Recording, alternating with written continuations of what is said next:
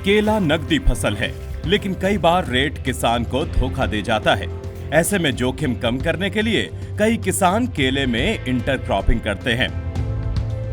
कुछ गन्ना तो कुछ सब्जियां उगाते हैं। मध्य प्रदेश का ये किसान केले में तरबूज की सह फसली से ही पूरी लागत निकाल लेता है। फिर केले का चाहे जो भाव हो, मुनाफा ही होता है। राजेंद्र 19 एकड़ में ग्रैंड 9 केले के साथ तरबूज की इंटरक्रॉपिंग करते हैं। उनका मानना है इंटरक्रॉपिंग उस बाई प्रोडक्ट की तरह है जिससे लागत निकल जाती है और मुख्य फसल शुद्ध मुनाफा देती है।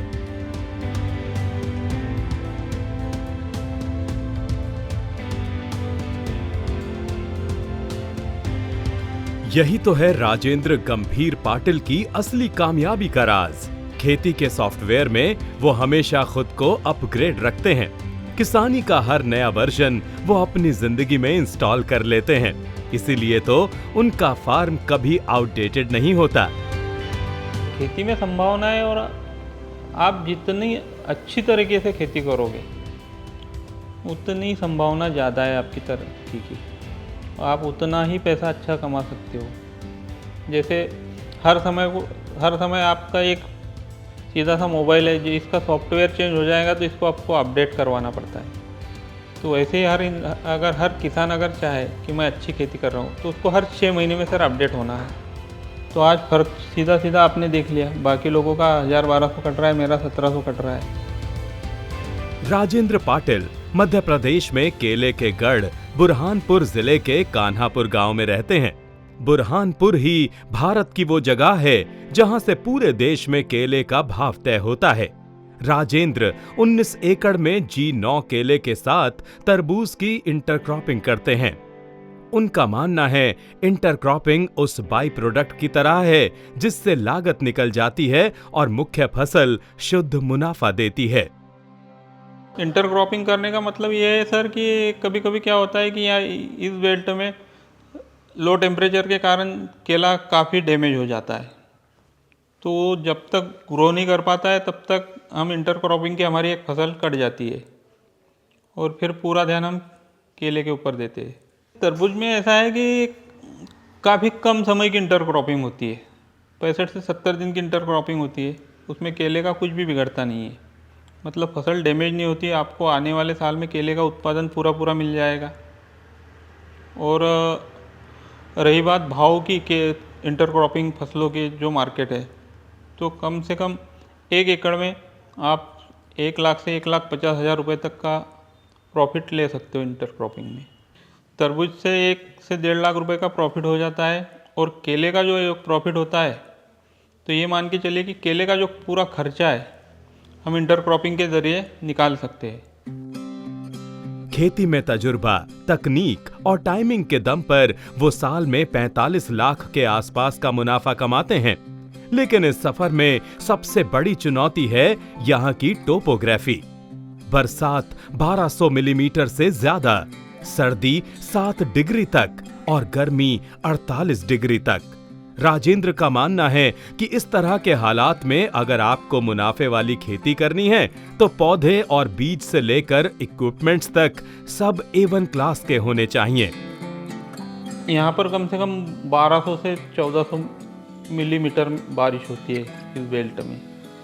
उस बारिश को स्ट्रगल करना, तो लगभग जो बेड वाले जैन वालों ने ही जो सिस्टम यूज़ किया था कि आप बेड के ऊपर खेती करिए, मल्च पेपर बिछाकर खेती करिए, तो बारिश से सपोजली उससे हम राहत मिल जाती है हमको। रही बात ठंड की, तो ठंड में लगभग सर हमारे यहाँ 7 डिग्री तक लो टेम्परेचर आता है।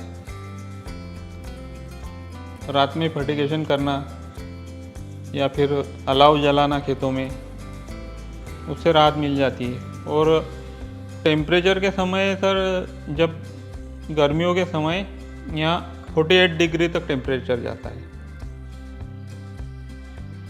तो उसमें सर लगभग पानी या फिर अपने खेतों के इससे नेट फसलों को कवरिंग करना।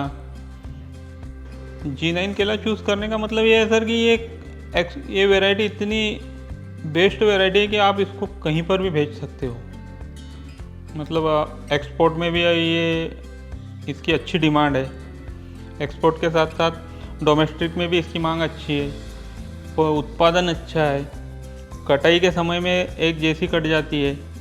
इसका बंच वेट हमारे यहाँ हमारे इस बेल्ट में लगभग 22 किलो से तो 28 किलो तक का बंच वेट हमने निकाल चुके हैं। मैं केवल जेन का ही ड्रिप यूज़ कर रहा हूँ, क्योंकि इसमें क्या होता है कि जो थोड़ी सी ज़मीन ढलान वाली ज़मीन रहती है ना, तो यहाँ ये जेन का जो ड्रिप सिस्टम है एक समान पानी देता है, और हम टोटली फर्टिगेशन ड्रिप से करते हैं। तो फर्टिगेशन में जो वाटर सोलेबल या फर्टिलाइज़र जो भी लिक्विड फॉर्म में दिया जाता है, हर प्लांट को सरी का मिलता है, बंच वेट भी सरी का आएगा। जो वेरिएशन आता है वो जेन की जिस प्लॉट में ड्रिप डली है उन प्लॉटों में कहीं से कहीं तक वेरिएशन नहीं है जेन के प्लॉटों में। खेती तुक्का नहीं विज्ञान है। राजेंद्र इसे बखूबी समझते हैं। उनका मानना है अगर किसान साइंस की राह अपनाए तो खेती भी टिकाऊ होगी और जिंदगी में भी समृद्धि आएगी। अगस्त महीने में हम प्लांटेशन कर देते, जो भी G9 का पौधा आता है, उसके बाद प्लांटेशन के बाद उसकी ड्रिंचिंग करते हैं।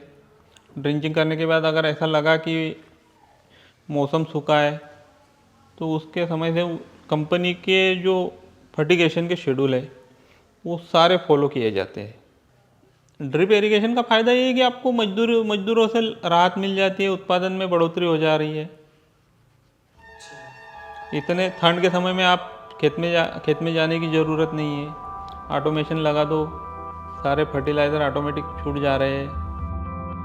खेती राजेंद्र को विरासत में मिली, लेकिन पहले परंपरागत खेती होती थी जिससे बढ़िया आमदनी नहीं थी। राजेंद्र का मानना है कि आज उन्होंने जो घर-बार बनाया, गाड़ी खरीदी और बच्चों को बेहतर शिक्षा देने के साथ ही उनके साथ क्वालिटी टाइम गुजार पा रहे हैं, वो सिर्फ और सिर्फ इस नए जमाने की खेती की वजह से ही है। मेरे पिताजी खेती करते थे और खेती मुझे विरासत में मिली है। और पिताजी की एक इच्छा थी कि आप भी किसानी बनकर खेती करिए, सर्विस नहीं करेंगे। फिर मैंने स्कूल छोड़ने के बाद BA करने के बाद मैंने खेती शुरू की और मैं जब से खेती ही कर रहा हूँ। पिताजी भी ये कॉटन हो गया, मक्का हो गया, तो केला लगाते थे पिताजी, पर उस समय ड्रिप इरिगेशन नहीं था तो कम लगाते थे, 3000-4000 पेड़ लगाते थे। आज ड्रिप इरिगेशन होने के से ये G9 की वैरायटी आने से मैं कम से कम 25,000 पेड़ लगा रहा हूँ आज के समय में केले। जैसे मेरे पिताजी की इच्छा थी, मेरी भी इच्छा ऐसी है कि उसको मैं BSc एग्रीकल्चर करा दूँ, MSc एग्रीकल्चर करा के फिर खेती करो, हाईटेक खेती करवाने की इच्छा है मेरी। सपोज अगर देखा जाए सर, तो आप अगर कोई सर्विस पर रहो तो आप कितने घंटे ड्यूटी करोगे? 8 घंटे। आपको खेती को कम से कम 5 ही घंटे देना है, फिर भी आप 3 घंटे फ्री हो, ना किसी के अभाव में हो ना किसी के प्रभाव में हो। आप स्वतंत्र होकर खेती करिए, खेती को पर डे समय दीजिए, तो आपको सर्विस करने की ज़रूरत नहीं रहेगी। खेती को लेकर राजेंद्र की सीख साफ है, खुद को लगातार अपडेट करो, तभी किसानी भी अपडेटेड रहेगी। कुछ नया सीखो, कुछ नया करो, नई जगह देखो, फिर चाहे वो किसान का खेत हो या कोई वैज्ञानिक संस्थान या कृषि मेला। नए आदमी को तो यही सुझाव दूंगा मैं कि थोड़ा सा पहले समझ ले, जो खेती करने वाले हैं उनसे सलाह मशवरा करे और फिर खेती में आना शुरू कर। अगर कोई इंसान अगर खेती करना चाहता है तो वो मेरे हिसाब से वो इन 5 बिंदुओं को अगर ध्यान में रखा जाए तो वो अच्छी खेती कर सकता है। पहला बिंदु है ज़मीन, दूसरा बिंदु है पानी, तीसरा बिंदु है वहाँ का मौसम, और चौथा है आपको थोड़ा सा कल्टीवेशन वगैरह, मार्केट वगैरह इनकी आप खेती करना चाह रहे हो तो यहाँ आप क्रॉप जो भी इंटर क्रॉप ले रहे तो मार्केट है नहीं है, उस हिसाब से आप कर सकते हो। अगर आपको भी खेती को कमाई वाला बनाना है, कमर्शियल फार्मिंग के जरिए आमदनी बढ़ानी है, नए जमाने के किसानों से मिलना है, तो न्यूज़ पोर्टली की सीरीज तकनीक से तरक्की जरूर देखिए।